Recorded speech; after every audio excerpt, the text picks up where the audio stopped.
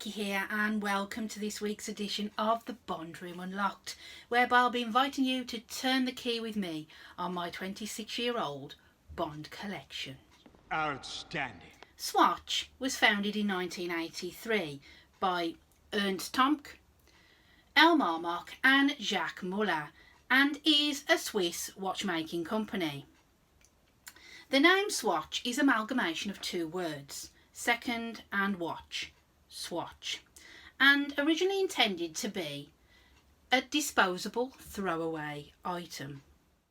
To celebrate 40 years of Bond in 2002, Swatch released a collection of both male and female watches as a commemoration of all the films 1962 to 2002. Each design was influenced by the film in its colour, style and size.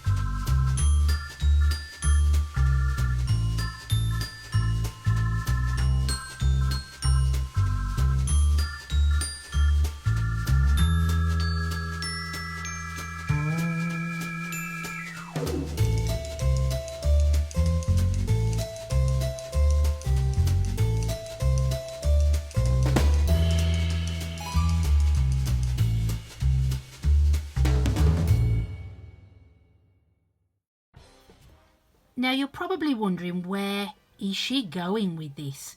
Well, nothing is more crazy than this funhouse belonging to Scaramanga in the 1974 film The Man with the Golden Gun, and my Swatch watch from 2003 highlights this. So to start off with, as you can see, we have bright psychedelic packaging all the way around, very 70s looking, and then intermingled with some cinematic stills of the film on either side of the box, and of course advertising the 40th anniversary. On the front of the box we have a great silhouette of Bond, and we also have the Swatch logo. Now if we turn it so you can see the watch, now it's not the best view, I will add a picture so you can see it better. We have again bright colours used on the strap, and also the Man with the Golden Gun 1974 highlighted on it there. But the main thing about the centrepiece is that it's in dark, shady, seedy silhouette. A bit like the funhouse, you never quite know what's going to be around the corner, who's lurking, nothing is as it seems. And also the 12 and the hands are done in gold, which speaks for itself really. Francisco Scaramanga, played by the late great Sir Christopher Lee, is an assassin who has a signature weapon, a pistol made of solid gold. And it's made out of different components: a cigarette case, a cigarette lighter, a fountain pen and a set of cufflinks. He lives the high life. He carries out assassinations for a top price, which enables him to live in luxury on his own private island. One of the most notable areas of Scaramanga's luxurious home is his funhouse maze, which is overseen by his henchman, Knick-Knack. The maze is trickery at its best: psychedelic, blinding lights, false doorways leading to false moves, mirrors, who is real, who is not, animatronic shooting galleries. You really must keep a keen eye and your wits about you. Essentially, it's all a big training ground for Scaramanga to hone his skills, but with deadly consequences. Now, it's not the first time that we've seen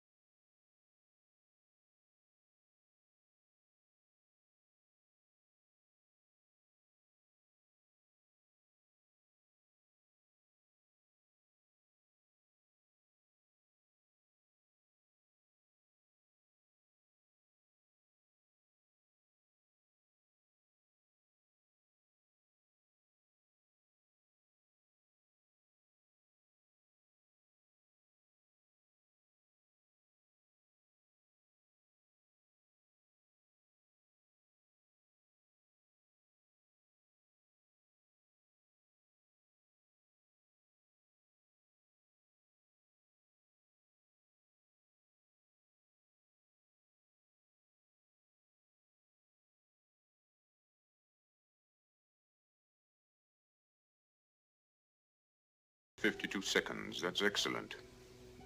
The 60s answer to The Maze, with statuary, dark corners, hidden steps, nature's soundtrack. Brilliant. Now, I want to move on from Bond a second and give you my thoughts on a very tenuous link between Scaramanga's Funhouse and an old Disney Hollywood Studios ride in Florida, the Great Movie Ride. Now, I was fortunate to ride this many times before its closure in 2017. Now, the ride incorporated animatronic figures, special and practical effects, live actors and projections to create beloved scenes from the movies. Now, Bond wasn't one of the films that was included, but there were similarities between this and the Funhouse of Scaramanga.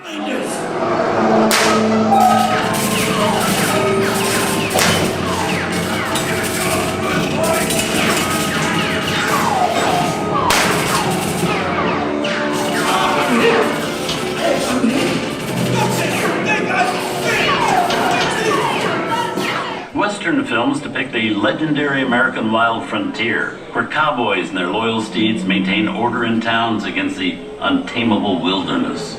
John Wayne and Clint Eastwood are two of the iconic stars who epitomize this ideal of the stoic gunslinger. Even when Bond isn't evident, there is always something that transports you back to a James Bond movie. If you have enjoyed this mishmash of a wacky psychedelic episode today, then please give it an MI6 stamp of approval and click on the notifications below. Why not subscribe too, just to keep you in the loop? Also, if you want more fun, why not join me on Instagram and on Facebook? So, once again, I thank you for joining me at the Bond Room Unlocked. You can also catch me co-hosting on SpyMovieNavigator.com, cracking the code of spy movies with Tom Pizzato and Dan Silvestri. Check out the podcast now.